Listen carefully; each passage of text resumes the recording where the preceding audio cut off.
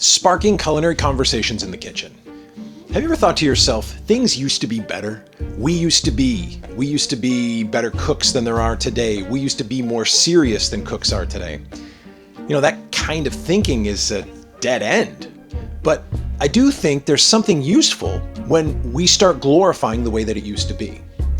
One of my favorite memories in the kitchen was the culinary banter, the back and forth, the shit talked when somebody absolutely nailed the cook on a dish or a piece of fish.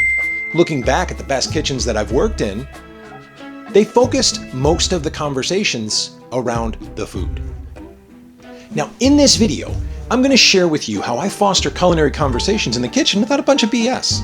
Now, for those of you new to my channel, my name is Gerald, and I'm a certified master chef from the American Culinary Federation, and I've spent 30 years in culinary operations all around the world. If you only take one thing from this video, it's that culinary conversation doesn't happen by accident. It's got to be sparked, guided, and modeled. When the kitchen talk strays from the craft, I think we miss the simplest opportunity to build passion, sharpen skills, reinforce standards, and cultivate curiosity. Stick with me for the next 10 minutes, and I'll share with you how I create and engage culinary conversation to enrich kitchen culture, ignite passion, and nurture curiosity so that learning never stops, without adding meetings or unnecessary nonsense. First, a quick story. Back when I was coming up, let's call it the mid-90s, the chef de cuisine was the engine behind every great conversation. When that happened, the conversation was never about gossip or griping or nonsense, it was about gastronomy. We shared ideas from books like Charlie Trotter, new websites like Epicurious or Food and Wine magazine, and debated techniques during cleanup. We talked about terrines, developing flavor, plating, the best station setup, or again, trash talked about how perfect our temps were that night. Those conversations kept everyone engaged in the food. Now, we didn't have the distraction of cell phones or of scrolling, but there were still distractions. There was still a desire to go out and have a smoke break or any number of things. Regardless, the food conversation kept us sharp and it kept us engaged in our food while we were in the kitchen. Now, eventually, without realizing it, it became my job to light that fire, to prompt those conversations. But I spent a few too many years waiting for someone else to do it. All too often, that's what's missing. And if nobody's ever said it to you, it's on you to be that spark. It's on you to be that catalyst. It's on you to drive those useful parts of the good old days, whenever those were. As the leader, you set the tone. You create the space, you model what matters, even if you're not trying to. And if you want a culture that grows, culinary conversations have to be a point of focus. So, sparking culinary conversations.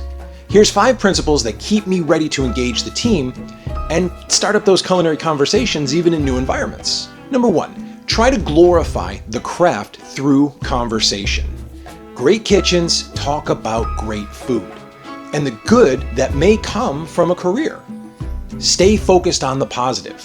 Now, I've done some really cool shit, and that's a really good ignition point for conversation. Spark curiosity whenever you can. Talk about things outside of what you may perceive as the team's skill set in order to do so. Remember, curiosity is contagious. If you're asking questions, it encourages others to do so as well. Next, principle number 2, keep your cup full. Take your time and learn. Read. If you don't read, or if you're not picking up books often, if you're not flipping through culinary books, audiobook, blog post, YouTube. Do whatever you can to fill up your cup because it's much easier to fill others' cups when your cup is full. Your routines will determine what you bring to a conversation, and they make it a lot easier to engage and spark those conversations. Number 3, model good dialogue. As the leader, everybody's paying attention to what you're doing. So, share what you're reading. That will likely spark someone on your team to read a little bit more. Share with your team what you're experimenting with, what you're curious about, where you're looking for things.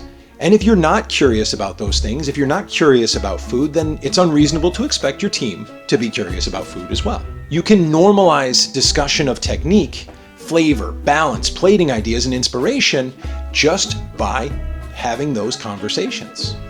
As the leader, you set the standard, you set the tone. Number 4, schedule moments for culinary dialogue. Try and find a way to schedule moments for culinary dialogue. Create space for culinary interactions. Try staple ingredient tastings. Maybe having a soy sauce tasting with your team or a blind tasting of staple sauces with the team. Consider tasting olive oils. All opportunities to talk about good characteristic of food and get people to grow their knowledge and spark passion. Consider raw ingredient tastings, or what I used to call like meals with the team. Whenever I could, get the team together and try and have like a taco night or a chili cook-off, or maybe cook through some international dishes so that we give everybody an opportunity to bring a dish or a component and we can talk about those things. We can show what our ideas of a taco is or what a great dish can be. If you have an international team, all the better. Bring them in and have them cook the dishes that they know that may be foreign in your environment and help the team bond around food. Because at the end of the day, a cook is a cook the world around. And most everybody, if you're in the kitchen, can bond behind tasty food regardless of the specifics. Give people an opportunity to express themselves through their food and reveal techniques that you may not necessarily know are there. Consider giving books for holiday gifts. Again, creating culinary dialogue. I think a book, although could be conceived as lame, is the best gift that you can give somebody because I think it truly shows that you care about somebody and you care about somebody's development. The final principle, number 5, encourage teachable moments. Right? When you're in the kitchen, ask cooks why they're choosing a method.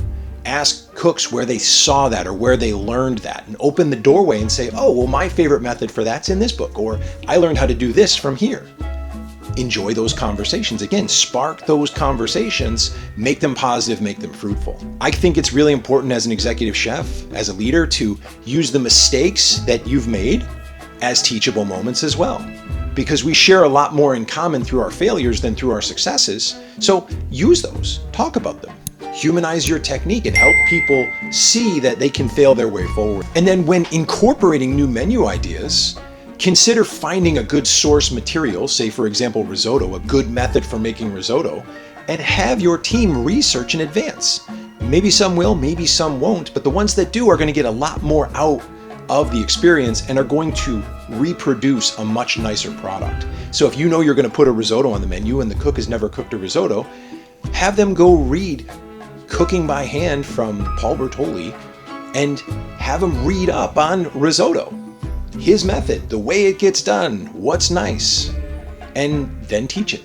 Cook it through in the kitchen. If you're going to make a consommé, go to Le Guide Culinaire. Have your cook read up on it. Have them learn the process and the method. And then do exactly as laid out in the book. It's going to reinforce what you're trying to do, and it's going to show and give credibility to what you're trying to teach. Take the time to encourage those teachable moments. Use your culinary foundation and the backbone that you've established to make learning that much easier and multi-dimensional for your team. Now, at the end of the day, something as small as culinary conversation will shape the culture of the culinary team.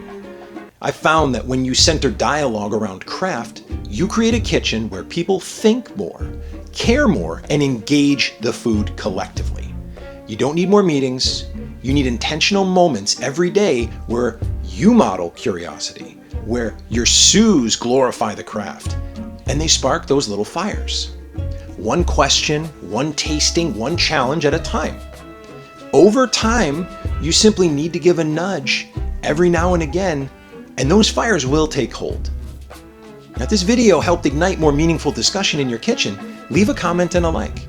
And if this resonated with you and you want to get deep into building a culture of craft, communication, and curiosity, then I invite you to schedule a call with me, because that's what I do every day with executive chefs like you. Let's talk so I can show you how. Now, thanks for watching. Don't forget to like, share, and subscribe.